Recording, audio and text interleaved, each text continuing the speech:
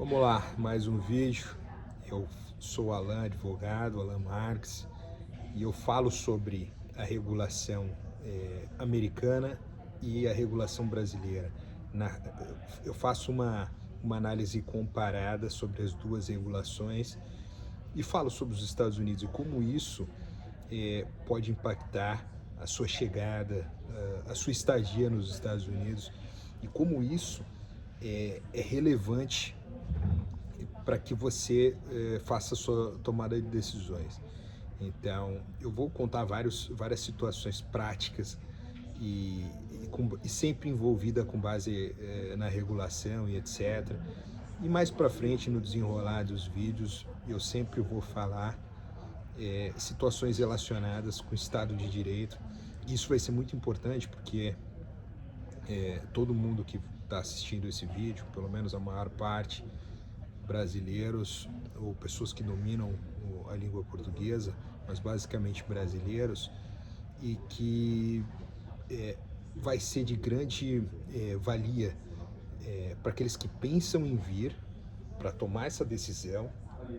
Certamente vai ser um ponto de vista talvez único, porque eu mesmo, quando procurei muitas informações a respeito dos Estados Unidos, você encontra muita coisa, só que com base sob a visão da regulação e como isso pode ser um facilitador ou um problema e como isso, porque a regulação, o que é a regulação? O que são as normas? Elas vêm de problemas, né? Vou dar um exemplo prático, quando você mora, passa a morar junto com pessoas, etc. A partir do momento que os conflitos acontecem, ou cada um vai para um lado, né? Ou você vai estabelecer regras ali para que a convivência fique minimamente harmônica. Isso é regulação, isso são as regras, isso são as leis, né? Obviamente, num conceito micro. Olha, estamos numa casa de praia. Quem nunca teve confusão em conjunto em casa de praia, veraneio, etc. Então, em um determinado momento, você fala: ô pessoal, peraí, cada dia um vai lavar essa louça, ou se não, ou se fizer sujeira, né? Quem fizer mais sujeira vai lavar, ou cada um lava a sua, ou cada dia um vai lavar. Enfim, não interessa aqui como né, foi estabelecido. Mas assim, as regras elas vão surgindo ali, né? E as nossas leis, o que são? Meramente um vínculo psicológico. Porque o vínculo psicológico, onde que está a lei? Foi publicada no jornal, etc, etc. Mas ela é um vínculo psicológico, você tem anotado, né? A Constituição, você publicou ela, mas onde é que ela está? Onde é a lei oficial? A lei oficial é o caderninho que foi publicado lá na imprensa oficial. Mas o que faz a existência dela é a confiança, né? O liame de confiança entre as pessoas. E é tudo assim no mundo. Esse é um conceito que ele é muito mais profundo se a gente avançar nele. Mas eu estou aqui soltando em pedaços, né? Vamos lá, vou citar um caso prático de quando eu cheguei nos Estados Unidos, como a regulação aqui, ela se difere. Cheguei nos Estados Unidos, precisava comprar um carro e etc. E aí, o que acontece? As chamadas, as dealers, que são as lojas de carros, no Brasil chama garagem, loja, uma loja de carro, a garagem. No Paraná, onde eu morei, é muito garagem, né? Cada local tem a sua nomenclatura ali. E aí, para comprar na Pensilvânia, você precisa ser residente, etc. E aí você tem o que eles chamam de placa provisória e depois a definitiva e etc. Enfim, como tinha acabado de chegar, a documentação ainda demoraria para que eu fizesse na Pensilvânia, porque você tem identidade na Pensilvânia que você pode fazer, né? Claro, se você tiver um status compatível. Só que o governo ele precisa de um tempo quando você entra nos Estados Unidos para processar a tua entrada e etc. Então você não pode chegar e já fazer esse documento. Você precisa de um certo tempo. Não é muito, mas isso dificulta que você faça, o procedimento tenha o seu documento e já possa comprar o carro, porque se você ficar a pé, em muitas situações você vai ter um problema, e esse problema geralmente se chama gastos elevados. Por quê? Porque nesse primeiro momento você está chegando nos Estados Unidos, o dólar agora eu falo praticamente 6 vezes mais do que o real, né? Então, basicamente eu não tinha essa opção de comprar imediatamente. A não ser se comprasse o nome de outra pessoa. Por exemplo, se você tem um amigo, você pode comprar no nome dele. Só que quem vai ceder para comprar no nome dele? Porque você tem questões de multa e etc. É como no Brasil, né? E são questões problemáticas. Obviamente que você vai precisar sempre de muita ajuda quando você vai para um outro país. E esse tipo de coisa geralmente você vai precisar também. Às vezes vai ser inevitável você ter que pedir para alguém comprar um carro no nome dele. Mas aí envolve custo de transferência depois, etc. Ou se a pessoa vai se sentir confortável em permitir que você use. Porque uma coisa é real. Quando você chega nos Estados Unidos, em outro país, etc., não é diferente do Brasil. Poucas pessoas também querem te ajudar. E ajudar, eu gosto de falar em casa, não é aquela situação que você... pessoas que ajudam na rua, eu vou pegar aqui R$ 5, eu vou ajudar aquela pessoa, tá? Como eu me sinto bem, etc, né? Ajudar não é isso, né? Isso não é... eu tenho R$ 10 aqui que não sobra, não me faz falta, eu dei ali para fazer uma beneficência, me sentir bem com Deus e etc. Mas isso, você fez um sacrifício para fazer essa doação, etc. Porque assim, quando você fala que vai ajudar as pessoas, todo mundo quer ajudar sem sair da zona de conforto, né? Deixa eu fazer uma ligaçãozinha aqui e etc. Né? Eu vou mandar um e-mail aqui, vou ver se te ajuda. Aí você, se der certo, você... e como eu sou bonzinho, né? Como Deus vai me abençoar agora, ou como eu faço boas ações, sou ético e etc. Mas sair da tua zona de conforto, de verdade. Eu tenho um compromisso lá, mas não, eu quero ajudar porque a pessoa tá precisando, você abre mão e faz, né? Ou você entra em risco por outra pessoa. Você vai saber muito bem dessa situação quando, por exemplo, alguém te pedir para ser fiador. Todo mundo sai correndo. Por quê? Porque, em geral, realmente é problemático, mas em alguns momentos na vida, se você não foi, mas você pode ajudar alguém dessa forma, pessoas que você vê que tenham, né, um mínimo de responsabilidade, e é um risco. Tudo na vida é um risco, né? Quando você chega no mundo, você tem um risco enorme, o tempo inteiro. Eu tô aqui agora, eu tenho um risco enorme de acontecer uma série de coisas, uma série de problemas. Então, essa é uma situação que eu coloquei aqui, naturalmente, que é uma conversa. Eu não vou preparar vídeos, mas eu vou trazer impressões. Obviamente que eu tenho um roteiro mínimo do que eu vou trazer em relação à regulação, mas nós vamos conversar abertamente, como se a gente estivesse conversando aqui numa sala, porque vocês já viram hoje em dia essa história de seguidor, não sei o que, eu tenho meus seguidores, não sei o que, parece desculpe falar, mas débil mentais, porque não tem seguidores, tem outras pessoas. A gente está agora com a tecnologia aqui, você está na tua casa, está acessando ali como se a gente estivesse aqui pessoalmente. E é assim que eu procuro tratar as outras pessoas, não fico lá fazendo comentário imbecil e etc. Olha isso daqui, eu me reservo ali, se não é o que me agrada, tudo bem, vamos passar adiante. E se for alguma coisa interessante, você, né, coloca e tal, etc. O que acontece é que as pessoas estão acostumadas agora a lidar com grupos de massa. Professores antigamente tinham uma sala com 30, 40 pessoas ali para te ouvir. Meu Deus, era era assim uma coisa impressionante. Hoje os caras têm aí canais, não sei o que lá, milhões, milhares de seguidores, eles chamam de seguidores de massa. Bobagem é essa? São pessoas, né? Se uma pessoa assistir isso aqui e tirar algum proveito, maravilhoso, né? É claro que à medida que você cria um volume enorme, você precisa, né, ponderar, etc. As suas atitudes em relação a isso, mas são pessoas. Imagina, você tem não sei o que, 500 mil pessoas inscritas, etc., cada vez mais a tua responsabilidade também aumenta, porque todo mundo sabe que não dá para chegar aqui a gente conversar, né? Eu vou contra aquilo que eu falei no início, dizer tudo completamente como se fosse pessoalmente. A gente pode conversar abertamente, né? Mas com um nível diferente, porque é um vídeo que circula para todas as pessoas. Ninguém, só um maluco aqui começaria a falar o que todo mundo fala numa conversa real. Isso é a realidade. Mas podemos conversar francamente, né? Sem aquela artificialidade, etc. Não é um jornalismo, mas um canal para a gente poder conversar sobre temas importantes e que vão te ajudar a entender. O meu maior objetivo quando vim para os Estados Unidos é pesquisar a legislação americana, o direito americano, com base no seu contexto histórico e etc. Por quê? Porque os Estados Unidos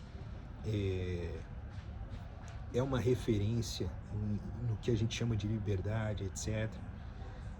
É um país que é o líder mundial, a gente pode chamar assim, porque de fato tem o monopólio da moeda, que é reserva mundial de muitos países, e é um padrão monetário mundial. E assim, todo mundo fala agora, essa questão geopolítica, os Estados Unidos vão perder hegemonia, etc. Beleza, dinheiro é super arisco, né? Todo mundo sabe disso, investimento, etc. Beleza. Grandes investimentos foram aportados na China e etc. Todo mundo sabe, mas quem tem a confiabilidade, né? E maior confiabilidade, né, no mundo, né?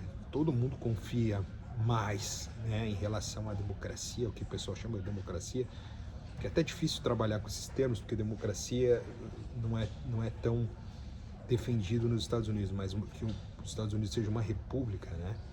Mas enfim, sem muita tecnicidade aqui, né? O que eu quero dizer é, quando a gente vê os Estados Unidos, pelo menos sob a minha ótica, eu vejo um local onde a gente precisa entender e, por que não, defender. Porque todo mundo acha, mas eu cheguei nos Estados Unidos, por exemplo, eu estudei direito nos Estados Unidos e tal, vejo problema pra caramba. Nós estamos falando de seres humanos, né? Se você olhar para os problemas, é óbvio, não vai ter céu aqui, né? Céu na terra, né? Não existe, né? Os livros sagrados demonstram isso, a literatura demonstra isso, de séculos, que os problemas humanos, né, humanos vão se repetindo. Mas vamos voltar agora para o caso do carro, né? Senão a gente vai longe. Aí não conseguia comprar o carro e etc. Tal. E a ideia que a gente teve, vamos ver em outros estados, etc., como é que funciona. E, obviamente, que em outros estados isso era completamente possível. Olha que bacana. A gente foi no estado próximo aqui da Pensilvânia, foi lá e comprou. A loja, que é o dealer, concedeu um prazo, né, de 60 a 90 dias, salvo engano. Depois vocês podem pesquisar aí pela internet, facilmente vocês detectam, né? Porque o interesse não é ensiná-los a comprar um carro. Depois, se tiver interesse, eu faço um completo, né? Eu faço um apanhado específico de táticas de como você conseguir essa empreitada, porque tem várias táticas, tem algumas técnicas que você consegue comprar se você nesse primeiro momento tiver algum problema de documentos e não conseguir, inclusive na pessoa física, tem como você fazer isso. Tudo envolve riscos jurídicos, eu falo consequências e etc., mas existem meios, e isso não é obviamente um aconselhamento para você, mas a título de informação e pesquisa, eu pesquiso e trago aqui o que eu encontrei, beleza? Se for interessante do pessoal aí. Mas seguindo lá, cheguei em outro estado, perfeito.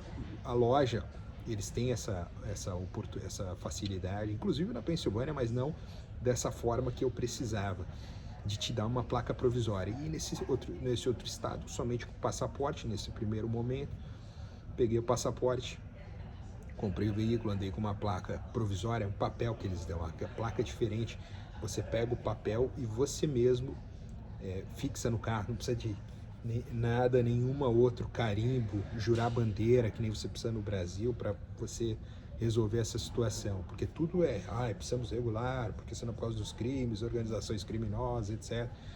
E muita burocracia no Brasil. E aqui também, você também tem muita burocracia, só que apesar de ser altamente regulado, é interessante isso, as coisas fluem, porque assim, não dá para você chegar e falar, que nem muita gente fala no Brasil, os Estados Unidos é livre mercado, é facinho, você faz tudo, desenrola tudo. Não, peraí, licença para tudo, muita burocracia, não é bem assim. A diferença é que você tem uma moeda muito forte em um mercado como que eu posso dizer, ventila negociações, né, e trocas, muita energia no mercado. E isso não quer dizer que o americano seja tão bom de negócios. Isso não é uma crítica aqui, porque depois algum americano aí, meu amigo, coloca a legenda em inglês e vai pegar no meu pé. Não é isso. Isso também é um outro ponto para o próximo outro vídeo, né, específico, que isso é um ponto muito interessante. Mas eu consegui comprar o carro, obviamente fiquei com uma placa provisória, e aí voltei, deu tempo de receber o documento que eu precisava, e comprovante de residência, etc. Porque geralmente quando você chega, às vezes você já não tem um imóvel, um endereço teu fixo para você também receber as coisas no teu nome, etc. Que eles exigem muito documento em papel ainda. Então isso dificultava. E eu fiz isso, comprei em outro estado, muito interessante, passei para outras pessoas, as pessoas fizeram com sucesso, e aí compraram, vieram eu voltei para Pensilvânia, e aí, sucesso, deu tempo de pegar minha documentação depois e fazer a transferência, pegar a placa, você compra a placa, aí você paga a transferência, né, do veículo, e o imposto, como eu não tinha pago lá no outro estado, paguei aqui no estado, e aí tudo bem, porque eles têm esse abatimento entre estados, porque os estados, nos Estados Unidos, sempre eu preciso explicar isso, né, porque eu não sei se assistir outros vídeos, são muito independentes, né? Tanto é que a legislação penal ela é estadual, então você tem um alto grau de autonomia dos estados. A gente tem o que a gente chama de soberania estadual aqui nos Estados Unidos, que é um conceito que no Brasil, como soberania, a soberania é um estado, né, um país diferente, etc., tem a sua soberania. Os estados, porque Estados Unidos, estados se uniram para criar a União. E isso pode parecer, mas você é advogado, está falando essas coisas. Não, isso é muito importante, entender esses conceitos. Entrar na área jurídica aqui, aí piorou, mas esses conceitos são fundamentais para todos, porque você consegue entender várias situações, comportamento, entende? Um pouco da personalidade, pelo menos em regra, do americano. Isso tudo tem um fundo, um contexto. E por que não só a história, mas a regulação, ela te diz tudo? Porque quando você analisa a regulação, você começa a entender como aquilo funciona e a força que criou esse tipo de regulação, que ela vem de um contexto, né, histórico e etc., de conflitos. Então você começa a entender, opa, os estados são muito independentes, tem alguma coisa aí. Né? Você tem a soberania. Por que tem essa soberania? Porque os estados temiam fortalecer muito a União. Então você tem opa, peraí, o governo federal. Você pensando aí no Brasil, o governo federal no Brasil tem muita força, porque vem de uma coroa, né? Uma coroa, você transforma o Brasil em república, mas é muito centralizado, muito Brasília comandando o Brasil, né? E isso se expande em tudo, desde tribunais, etc., e uma série de outras situações. Então, eu acho que deu para entender que isso é um benefício, né? Às vezes você fala, poxa, mas está acontecendo uma injustiça num estado aqui, mas você está dentro do teu país, você pode ir para um outro estado, como se fosse um mini país. Já muda muito, muda o comportamento das pessoas, isso são outros detalhes, né? Porque se no Brasil a gente já vê que muda muito o comportamento daquele que mora no Nordeste, aquele que mora no Sul, que nos Estados Unidos é a mesma coisa, né? A grande diferença é que esse contexto de independência estadual é muito acentuado e vem da fundação, né, dos Estados Unidos. E isso vai repercutir, quando você entende isso, você começa a entender muita coisa, né, dos Estados Unidos. E claro, né, quando você se depara com questões e problemas, nos Estados Unidos, para uns é problemas, para outros não vai ser. E assim, tem muito do teu contexto individual de lidar também com essas questões, mas uma coisa é clara, vocês vão conseguir visualizar, com base na regulação, como um advogado, como aquele que lida com problemas jurídicos, consegue enxergar isso, e assim vai te dar um poder de entender, inclusive, sobre o Estado de Direito, porque tudo que eu vou soltando aqui aos poucos significa dizer que a gente tem um caldo regulatório